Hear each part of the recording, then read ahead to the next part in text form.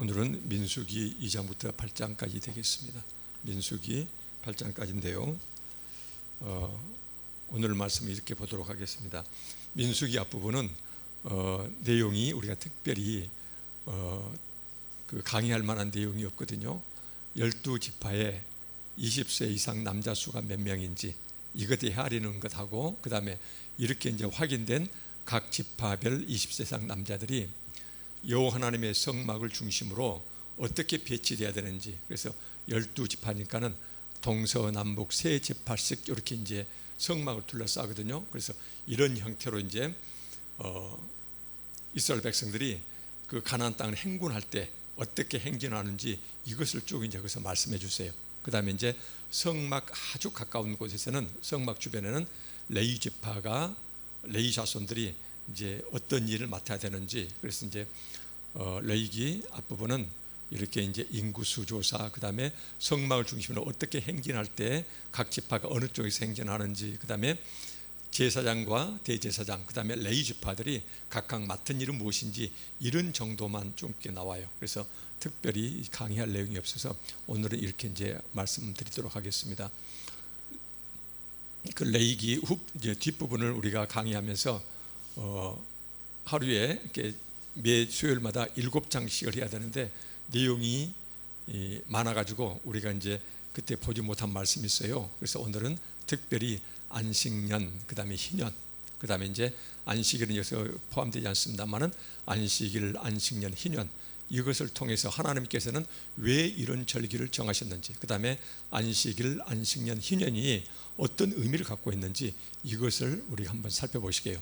미리 말씀드리면은 안식년과 희년 이 속에는 하나님 나라에서 하나님 백성이 살아갈 때에 어떤 형태로 살아가야 되는지, 특히 경제사상이요, 그 신앙 공동체가 어떤 경제주의, 어떤 경제사상을 가지고 경제체제를 어떻게 끌고 가야 되는가 해가지고는 이 하나님의 경제사상이 아주 깊게 압축되어 있는 것이 이 안식년, 희년 제도 이 속에가 포함되어 있어요.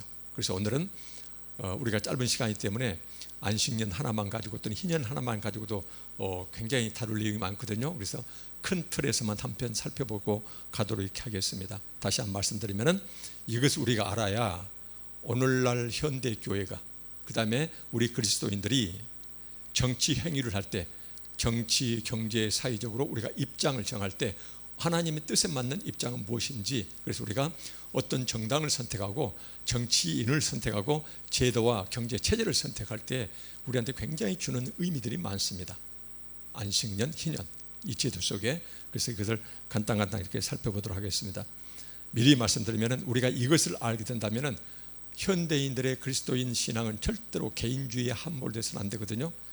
하나님과 나 사이에 개인적인 신앙에만 초점 맞추는 것은 이것은 전혀 크리스찬이라고 인정하기 어려울 정도로 하나님의 뜻에 반하는 그런 신앙 형태가 됩니다.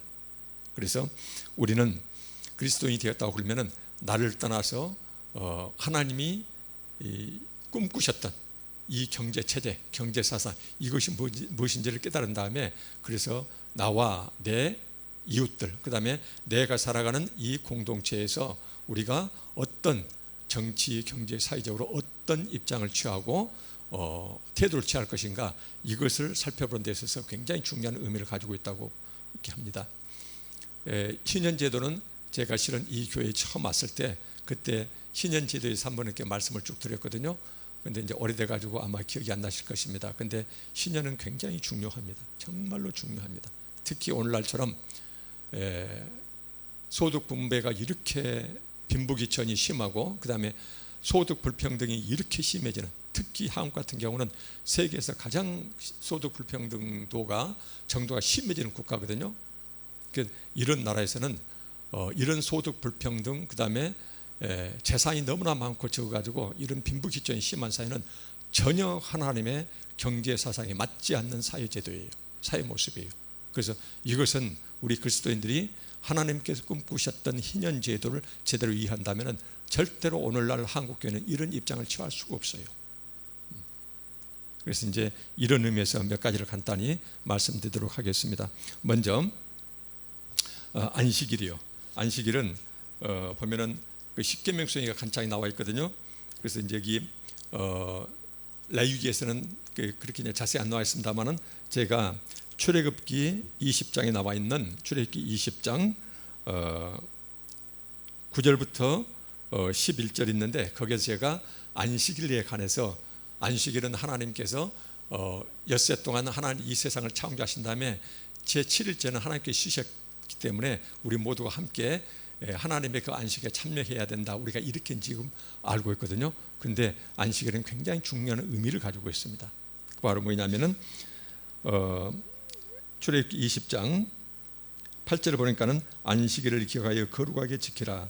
엿새 동안은 힘써 내 모든 일을 행할 것이나 일곱째 날은 내 하나님 여호와의 안식일인즉 너나 첫째 내 아들, 내 딸, 내 남종, 내 여종, 그 다음에 내 가축 또는 네 문 안에 머무는 객이라 하더라도 집안에서 더불살이하고 있는, 우리 요즘으로 말하면 이제 이방인들이 되겠죠. 이방인이 오갈 곳 없어가지고 이 집에서 우선 이렇게 이제 신세지고 있을 때 모든 가축까지 사람 주인부터 시작해서 그 일꾼, 종, 그 다음에 그 집에 붙여 사는 이런 손님, 그 다음에 그 가축까지도 이 사람들이 아무 일도 하지 못하게 했어요. 제7일은 아무 일도 하지 말라. 그러면서 이는 엿새 동안에 나 여호와가 하늘과 땅과 바다와 그 가운데 모든 것을 만들고 일곱째 날에 쉬었음이라. 그러므로 나 여호와가 안식일을 복되게 하여 그 날을 거룩하게 하였으니 너희들도 제7일째는 절대로 일하지 말고 모든 가축마저도 그날에 일시키지 말고 함께 쉬라는 것이거든요. 이것은 바로 하나님께서 그때 당시에 먹고 살기 위해서 그 일주일 뭐냐면은 엿새 동안 내내 힘들고 어렵게 고된 노동에 시달린다 하더라도 주인은 쉴 수가 있겠죠. 그러나 그 집에 붙여 사는 각종 이런 남종, 여종, 그 다음에 그 집에서 붙여 사는 이방인들, 그 다음에 끊임없이 밭갈이 또는 이런 농사일을 거두는 가축들, 이런 가축마저도 제7일째는 엿새 동안은 열심히 일하지만 제7일째는 반드시 쉬게 만들었어요. 그래서 쉼이거든요. 그래서 일곱째 날은 안식일은 하나님께서 쉬셨기 때문에 함께 쉬어야 된다, 그런 정도가 아니고 정말로 돈이 없고 가난해서 남 밑에서 종살이하는 그 사람도, 그 다음에 말 못하는 가축이라 하더라도 엿새 동안 일했으면은 일곱째 날은 반드시 쉬게 만드는 것이거든요. 쉼이 굉장히 중요한 의미를 가지고 있습니다. 그래서 첫째, 안식일은 이런 의미를 가지고 있고요. 둘째로 안식년이요. 안식년은 크게 세 가지 의미를 갖고 있습니다. 그래서 6년 동안 열심히 일했으면 제7년 때는 1년 동안 내내 쉬라는 것이에요. 그래서 쉬면서 그러면 먹을 것이 있어야 될 거 아니에요. 그때에 토지마저도 모든 농토도 전부 다 쉬게 만들었거든요. 그러면은 그때 하나님께 도우셔서 사람이 노동하지 않더라도 그 쉬는 땅에서 소출이 나오게 돼 있어요. 그러면 그 소출을 함께 나누어 먹으라는 것이에요. 주인이 절대로 자기 논밭에서, 우리로 말하면은 그 자기 밭에서 곡식이 자랐다 해서 그것은 절대로 그 주인 소유가 아니었어요. 일곱째 해에 밭에 나는 모든 것은, 그 다음에 감람나무든 포도나무든 포도원이든 감람나무 그 농장이든 간에 거기에서 나는 일체의 것들은 그 주인이 소유권을 주장할 수가 없습니다. 왜냐하면 모든 땅은 하나님 거였거든요. 그래서 하나님의 땅이었기 때문에 6년 동안 내가 내 손에 줘서 그것을 벌어먹고 살지만 제7년째는 여기에서 나는 모든 소출은 모든 가난한 사람과 함께 나눠 먹으라는 것이에요. 그 가난한 사람이 가난한 사람뿐만 아니라 그 다음에 가축대, 그 다음에 들짐승마저도, 그래서 모든 생명체가 그 땅에서 나는 그것을 공평하게 함께 나눠 먹는 그런 횟수가 바로 안식년이었어요. 두 번째, 너무나 가난해가지고 빚진 사람들 있잖아요. 그 빚을, 그 많은 빚 때문에 그 빚에 허덕이는 사람들 있잖아요. 그 빚을 6년 동안은 열심히 그 빚을 갚되 7년 때까지 그 빚을 갚지 못하면 모든 빚을 탕감해 줬어요. 그래서 어떤 사람도 한때 경제적 고난 때문에, 공경 때문에 남에게 신세를 졌다 하더라도 6년 동안은 열심히 그 빚을 갚지만 7년 동안까지도 그 빚을 갚지 못하면 그 빚은 갚지 않아도 된다라고 모든 빚을 탕감해 줬어요. 그래서 부채의 그 짓눌림으로부터 모든 사람을 해방시켜주는 그런 예였습니다. 세 번째는 바로 뭐냐면은, 자, 가난해서 남한테 빚진 것도 있지만 너무나 가난해가지고 자기 몸뚱아리를 노예로 팔 수밖에 없는 그런 비참한 신세에 있던 사람들이요. 그 사람들은 히브리인들 같은 동족이면은 반드시 7년째에는 그 사람을 해방시켜서 본래 가족에게로 돌려보내는 이런 제도를 취하고 있었어요. 이것이 안식년입니다. 그래서 이것을 레위기 25장 1절부터 쭉 말씀하고 계세요. 그래서 하나님께서는 안식일 엿새 동안은 힘써서 일하지만 제7일째가 되면은 모든 생명체는 함께 공평히 쉬라. 그 다음에 6년 동안은 열심히 일하지만 제7년째가 되면은 제7년째 1년 동안은 모든 사람이 6년 동안 열심히 일했기 때문에 7년째는 전부 다 안식을 누리면서 똑같습니다. 주인, 그 다음에 종, 그 다음에 가축대들 모든 하여튼 생명체는 1년 동안 편히 쉬어요. 쉬면서 먹을거리는 놓아 먹인 그 땅에서 나는 주인과 상관없이 거기서 나는 모든 곡식을 그 주인과 주변의 모든 가난한 자리, 그 다음에 들짐승까지 함께 나누어 먹는 그런 세상이 안식년에 이제 펼쳐지게 되는 거죠. 25장 1절에 여호와께서 시내 산에서 모세에게 말씀하여 이르시되, 3절에 보니까는 너는 6년 동안 그 밭에 파종하며 6년 동안 그 포도원을 가꾸어 그 소출을 거둘 것이나, 6년 동안은 25장 4절에 보니까는 7째 해에는 그 땅이 쉬어, 노동하면 안 됩니다. 안식일과 똑같습니다. 그 땅이 쉬어 안식하게 할지니 여호와께 대한 안식이라. 너는 그 밭에 파종하거나 포도원을 가꾸지 말며 내가 거둔 후에, 6년 동안 거둔 후에 제7년 때 자라난 것을 거두지 말고 가꾸지 아니한 포도나무가 맺은 열매를 거두지 말라. 이는 땅의 안식년이다. 1년 동안 모든 땅이 사람들이 막 이렇게 땅을 뒤집었고 이런 것으로부터 해방되는 땅의 안식년이다, 그 말이거든요. 그러면서 25장 6절에 보니까는 안식년 동안에 그 밭에, 그 다음에 포도원 감람나무에서 나는 모든 소출은 너희가 먹일 것이니, 그래서 너희는 복수입니다. 구체적으로 너희가 누구를 말하는 거 아니? 첫째 25장 6절에 보니까 너와 주인입니다. 땅 주인입니다. 그 다음에 내 남종과 내 여종과, 네 번째 내 품꾼. 남종과 여종은 노예를 말합니다. 품꾼은 고용된 사람이요, 하루하루 품삯 받고 고용된 사람 품꾼과 너와 함께 거류하는 자들과 집 없이 떠도는, 그래서 그 집에서 일해주고 먹고 사는 외국인을 말합니다. 외국인들과, 그 다음에 20장 7절에 보니까는 내 가축과, 그 다음에 7번째 내 땅에 있는 들짐승들이 다 그 소출로 먹을 것을 삼을지니라. 그래서 제7년째 해 모든 과수원과 그 다음에 밭에 나는 일체의 소출은 그 주인이 독점할 수가 없었어요. 이것은 모든 사람. 그래서 거기서 보니까는요, 너 남종 여종 품꾼 거류하는 자들 가축, 그 다음에 들짐승 7개 예를 드러났어요. 이것은 뭐예요? 그 땅에 있는 생명체, 모든 생명체는 제7년째 해에 편히 쉬면서 주인이 소유권 주장하지 못하는 모든 전답과 그 다음에 과수원에 나는 곡식들을 함께 나누어 먹으라는 이런 말씀을 해 주셨어요. 그러면서 똑같은 말씀이 출애굽기 23장 11절에도 똑같은 말씀이 있거든요. 그거 보니까는 내 백성의 가난한 자들이 먹게 하라. 그 남은 것은 들짐승이 먹을 것이다. 그래서 결국은 그 토지의 주인과 주변에 있는 모든 가난한 자들, 그 다음에 들짐승이 7년 만에 나는 모든 그런 소출을 함께 나눠 먹는, 그렇게 정하셨어요. 7년째 되는 해는 다시 한번 말씀드리면은 그 토지의 주인이 자기 소유권을 주장할 수가 없습니다. 그 토지는 원래 하나님의 소유이기 때문에, 그래서 6년 동안은 열심히 벌어먹지만 제7년 때는 완전히 묵혀서, 그래서 땅도 7년 때는 편히 쉬게 만드는 것이거든요. 땅마저도 우리가 휴경이라고 그럽니까? 올해 땅을 이렇게 이제 곡식을 심었다가 한번 이렇게 땅도 쉬게 만드는, 그래서 제7년은 땅의 안식년, 25장 5절에 그렇게 말씀하셨어요. 땅의 안식년 이렇게 말씀하셨습니다. 그래서 1년 동안 푹 쉬면서 그 밭에서 그 다음에 과수원에 나오는 모든 과일과 곡식을 모든 생명체가 함께 나눠 먹는 그런 제도를 하나님께서 이렇게 결정해 놓으셨어요. 그래서 보면은 제7년째는 똑같아집니다. 토지를 가진 사람이나 못 가진 사람이나 부자나 가난한 자, 이렇게 빈부귀천 높낮이 관계없이 모든 생명체는, 그래서 주인부터 노예까지, 그 다음에 떠돌이 외국인들까지, 그 다음에 가축과 심지어 들짐승까지도 똑같이 그 땅에서 나는 것을 함께 나눠 먹는 이런 세상 제도를 하나님께서는 마련해 놓으셨다는 것이에요. 그래서 첫째는 안식년은 첫째 뭐예요?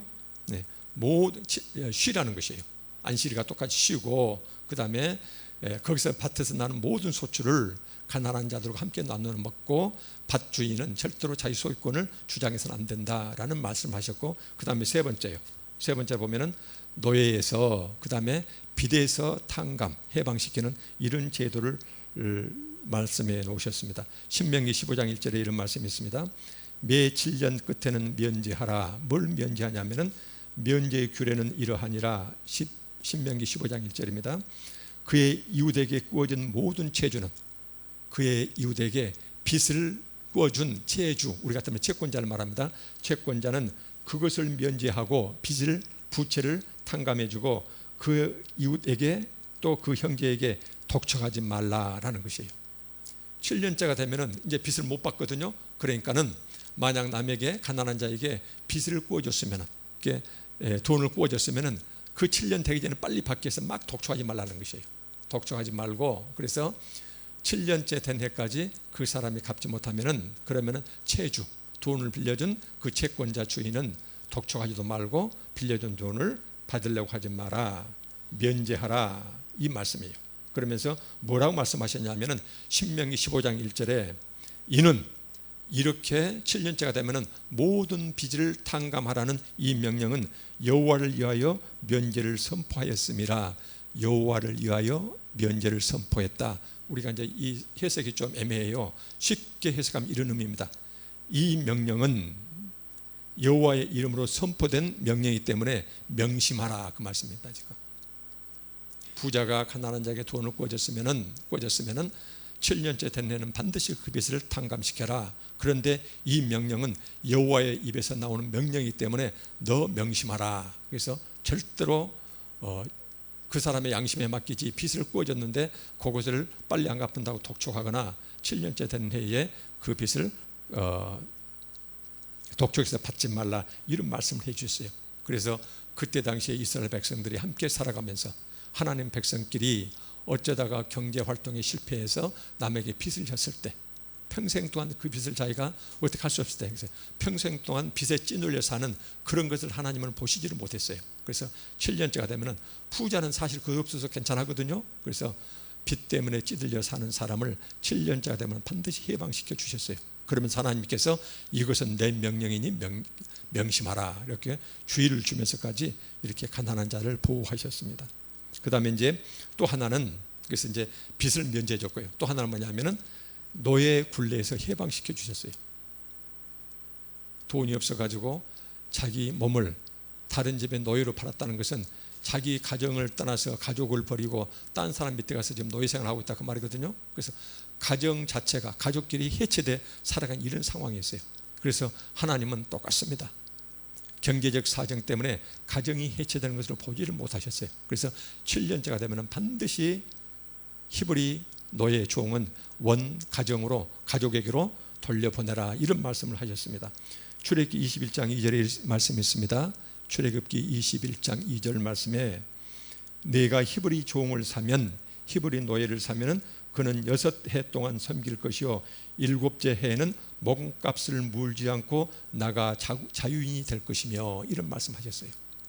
7년째가 되면은 몸값, 돈을 받고 자기 몸을 팔았을 거 아니에요. 그러면은 7년째 혹시라도 그때 노예 제도, 자기가 7년 동안에 열심히 일해줬지만은 그 빚을 다 못 갚은 한이 있더라도 그때는 반드시 노예를 해방시켜야 된다는 것이거든요. 신명기 15장 13절에도 똑같은 말씀이 있습니다. 그를 놓아 자유하게 할 때에는 빈손으로 가게 하지 말고 14절에 신명기 15장 14절에 내 양무리 중에서와 양떼 중에서, 그 다음에 타작 마당에서 곡식, 그 다음에 포도주 틀에서, 그래서 양떼 중에서 몇 마리 고르고 그 다음에 타작 마당에서 곡식을 그 다음에 담고 그 다음에 포도주 틀에서 포도주, 이 포도주까지 해서 그에게 후히 주라고 그랬어요. 후히 주라는 말을 쉽게 표현하면 한미천, 우리로 말하면 한미천 지게에서 본래 가정으로 돌려보내라, 이런 말씀을 하셨습니다. 어찌 보면은 좀 불공평한 것 같지만 하나님께서는 부자의 경우는 이 모든 부라는 것은 내가 너한테 준 땅에서 네가 일구어서 한 것이기 때문에, 하나님께로부터 온 것이기 때문에 내 주변에 살아가는 가난한 자들이 있으면은 7년 동안 끝까지 빚에 쪼들리고 그 다음에 노예 상태가 돼가지고 가족끼리 헤어져 사는 것을 절대로 허용하지 않으시고, 7년째가 되면 모든 빚은 탕감하고 그 다음에 노예는 한미천 단단히 품에 안겨서 본래 가족에게 돌려보내서 가정을 회복시켜 주시고 그 다음에 그 사람의 경제 상태 자체를 회복시켜 주시는 이런 제도가 안식년 제도였습니다. 하나님께서는 이런 가나안 땅에 들어가면 너희들은 반드시 이렇게 살라라고 이런 말씀을 해 주셨거든요. 그래서 보면은 이 안식일은 전부 다 함께 편히 쉬는 것, 그 다음에 안식년은 1년 동안 내내 함께 편히 쉬면서 이제 더 추가되죠. 모든 곡식 함께 나눠 먹고 그 다음에 부채와 노예 신분에서 해방시켜 주는 것까지, 이것은 이제 7년째 이런 말씀을 하셨습니다. 그래서 하나님께서는 가능하면 어떻게 해서든지 부자와 가난한 자 사이에 이런 삶의 불평등 이런 것이 없도록, 그것이 심화되고 언제까지나 고착되지 못하도록 7년째가 되면 반드시 원상회복시켜서, 그래서 함께 공평하게 잘 살아가는 그런 세상을 하나님께는 꿈꾸셨어요. 그 다음에 이제 희년제도입니다. 희년제도 보면은요, 레위기 25장에 쭉 나와 있거든요. 레위기 25장에 나와 있는데 희년은 여기서 한 가지가 더 추가됩니다. 그래서 희년은 크게 보면은요, 희년이 이제 50년째 된 해거든요. 그러면은 이렇게 되겠네요. 7년마다 안식년이거든요. 그러면 안식년이 7번 반복되면은 7, 7이 49, 49년째 된 해는 그것은 7년이니까 그때는 안식년이에요. 이렇게 49년째 된 해는 1년 내내 쉬어요. 그래가지고 7, 7이 49년 돼가지고 50년째 딱 되면은 이 50년째 된 해는 희년이라 가지고 또 그 1년을 쉽니다. 그래서 연속 2년을 쉬어요. 모든 노예와 모든 주인과 모든 가축대와 그 다음에 모든 품꾼, 이 모든 품꾼은 제7번째 안식년 49년째와 그 다음에 50년째 돌아오는 그 희년, 그래서 연속 2년을 편히 쉽니다. 편히 쉬면서 어떻게 해요? 그 땅에서 2년 동안에 그때 하나님께서는 뭐라고 말씀하시냐면요, 2년 동안 곡식을 가꾸리 하는데 어떻게 먹고 살아요? 근데 하나님께서 약속을 하십니다. 너희들이 내가 정한 가나안 땅에 들어가서 내가 정한 규례대로 이렇게 공평하니 함께 살아가면은 내가 반드시 7749 7번째 안식년이 되기 직전 해에 그야말로 큰 풍년이 들게 해서 내리 3년 동안 먹고도 남을 만한 식량을 내가 너희들한테 주겠다라고 하나님이 그 말씀을 하세요. 그러면서 그렇게 대풍년이 들게 할 테니까, 그래서 49년째 안식년, 50년째 희년, 연속 2년을 편히 쉬라는 것이에요. 그러면 이제 그 다음 51년째는 이제 일을 하게 됐죠. 일을 하게 되는데 곡식을 키워놓은 것이 없으니까 먹고 살 것이 없을 거 아니에요. 그러니까는 3년 동안 먹을 것을 하나님께서 책임을 지시겠다라는 이런 약속을 해주세요. 그러면서 가난하고 부자고 지위가 높고 낮고 이런 사람들이 끊임없이 고된 노동과 그 다음에 부채와 빚 쪼돌리고 그 다음에 노예 상태에서 쪼돌리고 그 다음에 너무나 가난해가지고 하나님께서 팔지 말라고 주신 토지 자체를 팔아치우는 경우가 있어요. 이 토지마저도 그때 유일하게 벌어먹고 사는 생산수단 자체가 우리로 말하면 전답이었거든요. 그 전답마저도 50년째가 되면 다시 돌려보냅니다. 그래서 이제 안식년은 크게 편히 쉬면서 함께 나눠 먹는 거 빼놓고 부채를 탕감하고 노예를 해방시켰습니다. 이것이 안식년 7년마다. 그런데 50년째 된 해가 되면은 물론 부채도 탕감하고 노예 상태에서 해방도 시켜주지만은 농토를 팔아먹었을 때, 토지를 팔아먹었을 때 그 토지마저도 원주인한테 돌려주게 돼 있어요. 그러면은 아무리 세상 살다가 운이 없어가지고 경제 실패해가지고 노예가 되고 그 다음에 많은 빚을 지고 그 다음에 자기 토지마저도 남한테 팔아먹고 온 가족이 뿔뿔이 노예 상태로 다 흩어졌다 하더라도 50년째가 되면은 원래대로 땅을 되돌려주고 그 다음에 모든 노예 상태에서 해방되니까 원 가족이 다 모여요. 모이면서 곡식은 어떻게 해요? 2년 영속 쉬면서 들판에 널려져 있는 곡식을 함께 따먹으면서 이렇게 쉴 수가 있었어요. 그래서 하나님께서는 너희들이 내 규례대로 살면은 내가 이런 복을 주겠다. 그래서 연속 2년 동안 토지를 놀린다 하더라도 너희들이 내리 3년 동안 먹을 수 있는 식량을 대풍년이 들게 해서 내가 해결해 주겠다. 이런 약속을 해주시면서 했던 말씀들이 레위기 25장에 쭉 이렇게 나옵니다. 왜 이거 중요합니까? 당시에 안식일과 안식년 희년을 정했던 그 하나님은 지금과 똑같은 하나님이세요. 그 하나님이 꿈꾸셨던 하나님 나라는 이런 나라예요. 이런 나라를 좀 비슷한 나라가 어디가 있어요? 북유럽이요. 북유럽은 우리하고 비교가 되질 않아요. 거기는. 그래서 이제 여러분들 간간히 지금 한국에 소개되고 있습니다만은 기본소득제도, 그 다음에 이제 그거 보면은 굉장히 높은 세금이요. 어마어마하게 높은 세율로 세금 많이 걷어서, 그래서 이 북유럽 삼국 같은 경우는요, 이제 물론 정도 차이 있겠지만은 60세가 되면은 그냥 편히 먹고 살아요. 모든 교육, 모든 질병, 병원비 전부 다 공짜니까요. 먹고 사는 건 전부 다 공짜일 정도예요. 그러니까는 그분들이 하는 것이 전에 제가 소개해 드렸습니다만은 북유럽은 정말로 행복한 사회예요. 우리하고는 비교가 안 돼요. 거기가. 원래 이제 루터교에서 그 한 목회자에 의해서 이제 변화된 그 땅이거든요. 그 보면은 그래서 이제 60세 이상이 되면은 우리처럼 제2, 제3의 어떤 일거리 찾아 나선 것이 아니고 거기서는 지금까지 못 해봤던 것, 자기 취미생활, 그 다음에 이제 끊임없이 주변에 그 봉사하는 생활이요. 봉사하면서 취미생활하면서 그렇게 살아가는 것이 북유럽 노인들 세상입니다. 근데 한국은 전혀. 그래서 지금 말하는 희년제도 조금이라도 지금 흉내내는 사이가 그런 사이라는 것이거든요. 그래서 한국 교회도 마찬가지입니다. 한국 교회가 자본주의, 반공주의 이런 것들을 거의 교리화 시켜가지고 그렇게 해서 매몰됐는데 하나님 뜻은 전혀 그것이 아니에요. 그래서 우리가 희년제도에 대해서 여기서 간단히 말씀을 드리려고 합니다. 그리고 지금 외부에 있는 한국 교회가 희년제도를 한국 사회에 우리가 정착시키기 위해서 교회가 깨어야 된다 하고 이런 운동을 하는 단체들이 있어요. 그 단체들이 있는데 그 단체에 교수급 전문가를 한번 모셔가지고 우리 교회에서 특강을 한번 하려고 합니다. 그때 이제 말씀 자세히 듣기로 하고 제가 간단하니 말씀을 드릴게요. 레위기 25장 10절에 보니까는 너희는 50년째 해를 거룩하게 하여 그 땅에 있는 모든 주민을 위하여 자유를 공포하라. 자유는 뭐예요? 해방이에요. 모든 것부터 해방이에요.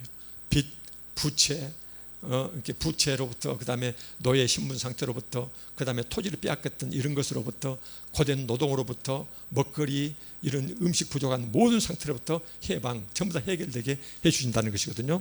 이 해는 너희에게 희년이니 너희는 각각 자기 소유지로 돌아가며, 자기 소유지로 돌아가며, 네 본래 농토로 돌아가라. 이 말은 뭔 말이에요? 토지를 원주인한테 반환할 테니까 네 땅 찾아가라 그 말이에요. 그러면서 각각 자기 가족에게로 돌아갈지며, 노예가 돼가지고 다른 집에서 살고 있었거든요. 근데 네 본래 가족으로 돌아갈지며, 25장 11절에 그 50년째 해는 너희의 희년이니 너희는 파종하지 말며 스스로 난 것을 거두지 말며 가꾸지 아니한 포도를 거두지 말라. 그래서 50년째 49년도 똑같겠죠. 그때 이제 희년이었으니 뭐냐 안식년이었으니까. 그래서 바로 1년 전에도 가꾸지도 말고 파종하지도 말아요. 그 다음에 거둘 것도 없어요. 그냥 밭에 난 것을 자기가 필요한 것만큼 그놈 갖다 먹으면 돼요. 이런 사이였는데 50년째 둘째 해도 연속 2년 동안 파종하지도 말고 거기에서 곡식 있다 해서 주인이 몽땅 거두어 가지도 말라는 것이에요. 함께 전부 다 나눠 가지라는 것이에요. 주인, 노예, 품꾼들, 그 다음에 나그네들, 그 다음에 가축들, 들짐승들까지 모든 생명체가 모든 생명체가 독점하지 말고 골고루 자기 먹을 것만큼 가져가라, 이 말씀이거든요. 그러면서 이제 여기서 그러면 이제 우리가 하나님은 부자한테 너무나 가혹한 것 아닌가 이렇게 생각이 들 수가 있어요. 자기가 돈이 없다고 그래서 그 사람 토지를 돈 주고 샀거든요. 지가 돈이 없다고 그래서 우리 같으면 종으로 사고 돈을 줬어요. 근데 7년째가 되면은, 그 다음에 50년 희년이 되면은 모든 토지와 모든 노예를 전부 다 돌려버리면은 주인은 손해볼 것 아니냐 이런 생각을 할 수가 있거든요. 근데 그렇지가 않아요. 이 보면은 굉장히 중요한 의미가 있습니다. 25장 14절에 나와 있습니다. 희년제도 보면은 거기 보니까 이런 말씀이 있어요. 14절부터 16절까지 제가 쭉 읽어드리고 이제 설명해 드릴게요. 내 이웃에게 팔든지 내 이웃 손에서 사거든, 지금 토지를 사고 파는 문제입니다.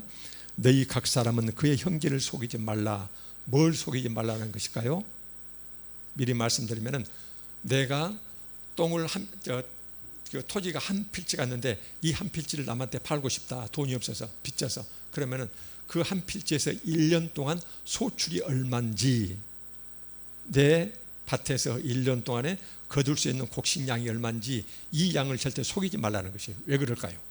그거 보면은 그 희년 후의 연수를 따라서, 희년 후의 연수를 따라서 너는 이웃에게서 살 것이요 그도 소출을 얻을 연수를 따라서 내게 팔 것인즉, 연수가 많으면 너는 그것의 값을 많이 매기고 연수가 적으면 너는 그것의 값을 적게 매길지니 곧 그가 소출의 다 소를 따라서 내게 팔 것이라, 이 말이 나왔어요.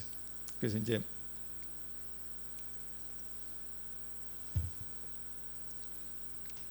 이 말씀을 이제 드리자면요, 오늘날로 말씀드리면 부동산 매매거든요.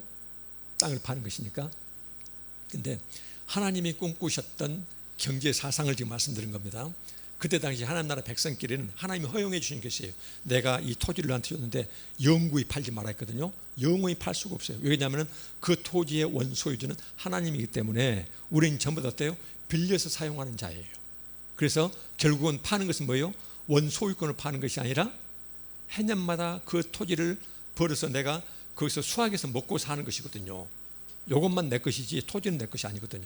근데 그 토지를 남한테 팔았어요. 그 토지 소유권을 넘긴 것이 아니었어요. 그 말 뭐예요? 그 토지에서 벌어먹을 수 있는 소출 자체를, 수확할 수 있는 권리를, 벌어먹고 살 수 있는 권리 자체를 남한테 이제 파는 것이었거든요. 그러니까 어떻게 하냐면은, 내가 남한테 파는 이 땅이 있는데, 근데 이 원소유는 하나님이지만 이것은 하나님이 나한테 벌어먹으라고 준 땅입니다. 근데 여기에서 해년마다 내가, 우리로 말하면 쌀을 5가마니씩 내가 소출이 5가마니입니다, 평균적으로. 근데 지금이 30년째예요. 앞으로 희년이 올라면 20년이 남아있어요. 그러면은, 자, 해년마다 쌀 5가마니가 나는 이 토지를 당신한테 넘기겠습니다. 언제까지? 희년까지. 그러면 가격을 어떻게 매길까요? 매년 5가마씩 20년 뒤면 희년이 오니까, 희년이 오면 이 토지를 넘겨줘야 되니까, 그럼 100가마가 되겠죠. 그래서 100가마니를 주고 그 땅을 사요. 부자가 사면은 이 사람은 20년 동안 그 땅을 열심히 벌어먹어요. 그래서 평균적으로 5가마니를 이제 거기서 벌겠죠. 20년은 100가마니를 다 이제 그놈 잘 벌어먹겠죠. 벌어먹고 나서 50년째가 딱 되면은, 나는 100가마니를 주고 샀어요. 근데 100가마니를 내가 벌어먹었어요. 희년이 되면은 그 토지를 반드시, 그 토지 경작권을 원소유주한테 돌려줘야 돼요. 그렇지 않으면 큰일 납니다. 이것은 하나님의 법을 위배하는 것이거든요. 이렇게 돌려주는 것이에요. 그러면 우리가 보면 어떻게 될까요? 그 땅을 20년 동안 샀던 그 부자는 절대로 손해본 것이 아니에요. 그래서 자기가 빌려준 것만큼 자기는 벌어먹었으니까, 그러면 이제 되돌려준 것이에요. 그러다 보니까는 오늘날처럼 우리가 부동산을 팔면은 그 부동산 소유권 자체를 넘기면서 2배, 3배 막 이렇게 돈을 넘겨서 팔아먹는데, 그때 당시 가나안 땅에서는요, 하나님이 정하신 그 사회의 경제 사상에서는 절대로 재산을 가지고 돈벌이 할 수 없는 세상이었어요. 돈이 많다 해서 남한테 돈을 빌려줄 때 절대로 이자를 못 받게 하셨어요, 하나님께서는. 그래서 뭐라고 말씀하시냐면은 레위기 25장 37절에 20편 37절에 너는 그에게 이자를 위하여 돈을 꿔주지 말고 이자 받기 위해서 남한테 돈 꿔주지 말라는 것이에요. 그 다음에 이익을 위하여 내 양식을 꿔주지 말라. 예전에 저 어렸을 때 보면은 그 곡식을 가을에 이렇게 건네주고 그 다음에 곡식 거둘 때 이렇게 한가마니 했으면은 두서너 말 더 붙여서 이제 이렇게 갚고 그랬잖아요. 이자가 있었잖아요. 이스라엘 땅에서는 가난한 자와 부자 사이에 돈이 없어서 구워줄 때, 먹을거리가 없어서 곡식을 구워줄 때 절대로 원본만 받기로 돼 있지 이자를 받을 수가 없었어요. 그래서 하나님 나라에서는요, 본래가 재물을 가지고 이자 받아가지고 재산 증식할 수 있는 그 사회 자체가 아니었어요. 그래서 구약의 영향을 받는 이슬람교 일부 이슬람 원리주의자들은 지금도 어때요? 돈 빌릴 때 절대 이자를 받지 않습니다. 구약 사상을 적용받고 있는 이슬람 사회 일부 이슬람 사회에서는, 그런 사회에서는 돈을 꿔줄 때 이자를 받지를 않아요. 하나님이 꿈꾸셨던 그런 사회였어요. 그래서 바로 이런 말씀 바로 뭐냐면은 하나님께서는 모든 것이 하나님께서 가나안 땅도 하나님께서 주셨고 그 다음에 거기서 벌어먹고 있는 땅도 전부 하나님께서 주셨어요. 경작권을 이제 우리한테 준 것이에요. 근데 거기에서 사람이 살다가 어쩌다 능력이 없고 이런저런 실수 때문에 가난하게 되면은 그 사이에 부자와 가난한 자가 있는데, 근데 이 부자는 자기가 가지고 있는 그 부를 이용해서 가난한 자를 착취하거나 이자를 받아먹거나 노예가 되면 끝없이 그 노예를 끝까지 노예로 쥐고 있거나 그 다음에 그 토지를 자기가 영구히 소유할 수가 없었어요. 반드시 어때요? 7년만 되면은 노예 상태에서 해방시켜서 가족한테 돌려보내고 그 다음에 모든 부채는 전부 다 탕감 다 해줬어요. 탕감해주고 그 다음에 토지마저도, 토지의 경작권마저도 반드시 원주인한테 돌려줘가지고, 그래서 50년이 되면 아무리 불행했던 가족도 모든 가정이 함께 모여서 모든 부채도 자동적으로 해결되고 그 다음에 자기가 벌어먹을 그 땅도 자기한테 다시 되돌아오고, 그래서 모든 가정이 회복되고 경제사정이 회복되고 벌어먹을 생산수단이 확보되는 그런 사회를 하나님께서 만들어 놓으셨어요. 원래가 하나님이 꿈꾸셨던 경제사상은 이런 사상이에요. 그 대신에 여기 보면은 이제 이러면은 공산주의냐 이제 이런 표현들이 있거든요. 그래서 여러분들 최근에 미국에서 그런 일이 있습니다. 이런 경제 사상에 굉장히 주목하고 있는 이제 천주교 교황이, 요즘 교정이라고 그러죠. 교정이 이런 주장을 굉장히 많이 하고 있거든요. 많이 하고 있는데, 그래서 미국 사회에서는 교황은 공산주의다라는 이런 표현을 쓰고 있어요. 언론에서 나오고 그랬던 모양입니다. 그랬더니 교황이 미국에서 언론에 교황 저하를 이렇게 이제 공산주의라고 한답니다. 그랬더니 그 교황 했던 말이 뭐라겠냐면은 공산주의는 인간이 만들기 이전에 하나님 경제 사상 속에 포함되어 있는 사상입니다 라고 답변을 했대요. 그것도 이제 기사에 났더라고요. 그런데 공산주의라는 것은 개인 재산 자체가 없는 사회를 말하는 거잖아요. 그런데 그렇지는 않습니다. 성경에서 보면은 개인 재산은 항상 있거든요. 개인 재산은 허용을 해줘요. 근데 하나님이 정말로 그 강조하고 또 강조한 것은 빈부귀천이요, 소득 불평등, 이것은 하나님이 끔찍이도 싫어하세요. 그러니까는 부자와 가난한 자를 그렇게도 하나님은 그렇게도 강조하세요. 아주 신약도 마찬가지잖아요. 그래서 우리가 그렇게도 강조하는 예수 그리스도가 이 땅에 다시 오실 때, 그때 네 믿음의 행위를 내가 판단하는데 네 가난한 자 어떻게 되었냐, 이 말씀을 주님의 심판 기준으로 신약성경 마태복음 25장에 남겨놓을 정도로 그렇게 성경 전체는 하나님 나라의 경제 사상은 이런 사상이에요. 됐으면은 빈부 격차가 심해지는 걸 절대 원하지 않아요. 소득 불평등 심해지는 그런 사회는 끔찍한 사회예요. 그건 하나님 뜻에 전혀 맞지 않는 그런 사회를 말하고 있어요. 그래서 우리가 이런 것을 성경에서 주목해야 됩니다. 굉장히 주목. 왜 그러냐면은 바로 기독교에 있는 크리스찬들은 이런 하나님의 뜻을 우리가 항상 위해서 정치 행위를 하고 사회 경제적으로 우리가 어떤 의사 표현을 할 때는 반드시 이런 하나님의 뜻에 따라서 이런 사회가 도래할 수 있도록 우리는 이런 입장을 취해야 되거든요. 그래서 이제 하나님께서는 지금까지 했던 말씀들이요, 안식일 편히 쉬는 것, 모든 사람들이 가축마저도 편히 적어도 6일 동안 그 고된 노동에서 하루는 편히 쉬어라. 그 다음에 안식년이요.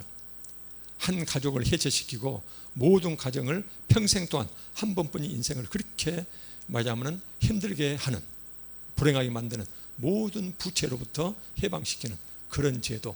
그 다음에 심지어 희년이 되면은 이 세상에서 벌어먹고 살아갈 생산 수단마저도 전부 다 원상회복해 주시는 이런 제도를 하나님께서는 안식일 6일 지나고 7일째, 그 다음에 6년 지나고 7년째 1년 동안의 안식년, 그 다음에 50년째 희년, 이런 안식일, 안식년, 희년 제도를 통해서 하나님께서는 고된 노동과 부채에 신음하는 것, 빚에 찌돌리는 것, 그 다음에 노예 신분으로 가정이 해체되는 것, 벌어먹고 살 토지 자체를 빼앗기는 것, 이 모든 것을 원상회복시켜서 과정이 회복되고, 그 다음에 먹고 사는 문제가 해결되는 그런 사회를 꿈꾸셨다는 것이에요. 그리고 이런 사회는 꼭 보면은 일정한 기간마다 7일째마다 7년째마다 50년째마다 그 대상이 부자와 가난한 자, 그 다음에 심지어 들짐승까지도 하나님께서 모든 생명체가 하나님이 창조하시고 하나님이 거저주신 이 지구에서 함께 누리고 살아갈 수 있는 그런 것을 우리한테 주셨다는 것이에요. 그런데 오늘날 우리가 살아가는 이 공동체는 얼마나 끔찍한 사회인지, 결국은 소득 불평등 이것 때문에 그래서 모든 국민들을 그야말로 재물 탐욕의 노예를 만들고 어려서부터 공부해서 등수, 남의 불행을 딛고 이래서 못하면은 그러면 안 되는 것처럼, 그래서 공동체를 철저히 파괴시켜가는 이런 잘못된 교육제도, 그 다음에 이런 빈부격차가 심해지는 소득 불평등이 심해지는 이런 제도들, 한국의 이런 소득 불평등은 말할 것도 없이 유일한 원인이 하나가 있습니다. 그 원인이 바로 뭐냐면요, 조세 정책의 실패예요. 우리가 내가 월급에 대해서 많은 세금이 붙고, 그 다음에 부동산을 팔아서 부동산 불로소득에 대해서 세금이 어마어마하게 붙고, 이런 것들을 내가 혹시 그 적용 대상이 되었고 힘들다더라도, 기분이 나쁘더라도 절대로는 그런 입장을 취하면 안 돼요. 우리는 한국 사회에서 이런 부동산 불로소득이요, 제가 실은 시간이 없어가지고 그 통계를 제가 살펴보지 정리를 못했습니다. 어마어마합니다. 그래서 젊은 친구들 우리가 너무나 잘 알듯이 그렇게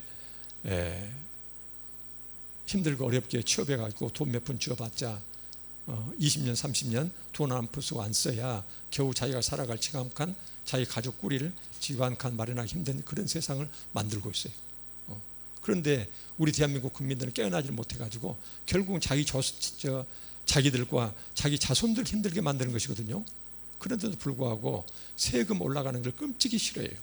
우리는 북유럽처럼 최고 세율이 60% 가까이 되는, 그래서 가장 가난한 자가 100원이 벌면은 36원, 38원을 세금 내는 텍스 드라이버요, 이런 분들. 그 다음에 부자가 자동차 예를 들면은 신호 위반을 했다 그러면은 수천만 원의 벌금을 물어요. 재산 많은 사람. 한국은 어쩝니까? 가난한 자가 돈 때문에 감옥을 가면은 기천만 원 때문에 몇 년을 살아요.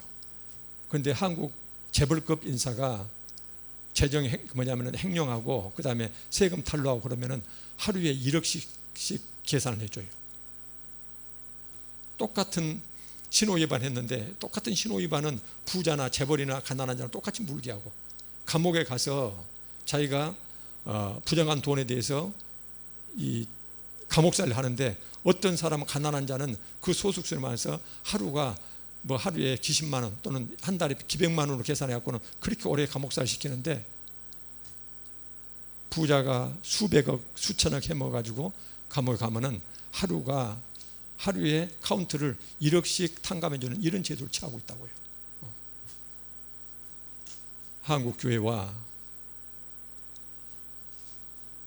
교인들이요, 하나님이 꿈꾸셨던 안식일, 안식년, 희년이요, 이 제도를 의미를 알고 그 다음에 왜 주님께서 그렇게 가난한 자, 소외받은 자들에 대해서 그렇게 주님이 강조하셨는지, 하나님이 꿈꾸셨던 경제사상을 정말로 이것을 그냥 도외시하고 있어요. 그러면 안 돼요. 그래서 이런 것들은 우리가 정말로 하나님 백성이라면은 이 한국 사회를 바라보면서 한국 교회가 취하고 있는 이 입장이요, 그 다음에 한국 교인들이 여기에 대해서 경제, 정치, 사회적으로 취하고 있는 행동을 보면은 하나님이 얼마나 내 본래 꿈꿨던 그 아름다운 함께 살아가는 공동체, 여로부터 너희들이 멀리 떨어져 있는가 하나님이 탄식하실 것 같아요. 그래서 제가 오늘 간단하게 말씀드린 것이 안식일, 안식년, 희년 아주 큰 틀만 제가 간단히 말씀드렸습니다. 하나님께서는 어떤 경우라도 설령 능력이 없든지 실수했든지 간에 이 몸, 육신을 가지고 살아가는 이 세상에서 한때 실수 때문에 가난해지고, 그 다음에 가난에 찌들리고 생산수단을 빼앗기고 가정이 해체되는 이런 꼴을 철저히 하나님께서는 오래 두고 보지를 않으시고, 반드시 일정한 해가 되면 그것을 원상회복시켜서 어떤 사람도 영원히 자기 생애 내내 그렇게 힘들게 살아가는 그런 것을 하나님은 허용하지 않으셨다는 것이에요.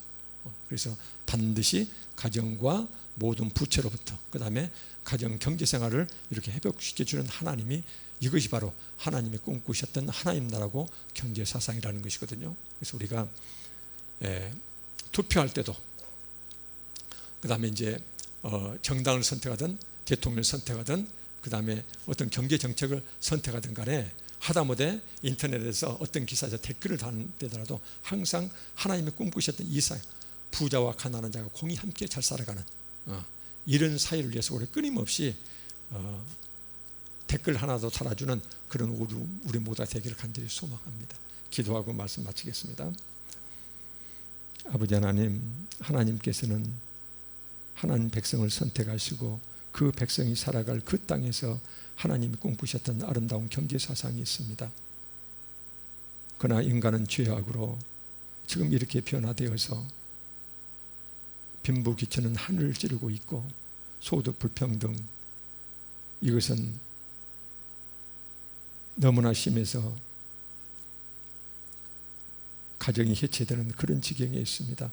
하나님, 우리 온 한국교회와 우리 교인들이 하나님이 꿈꾸셨던 그 경제 사상을 배우게 하시고, 그리하여 우리도 최소한도 북유럽 비슷한 그런 정도로 지나친 빈부격차와 소득 불평등으로 사람이 평생 동안 고통에 사는 그런 사회를 하루빨리 뒤바꿀 수 있는 저희들 될 수 있도록 한국교회가 깨어나게 하시고 우리 모두 깨어날 수 있도록 하나님 도와주시옵소서. 감사드리며 예수님 이름으로 기도합니다. 아멘.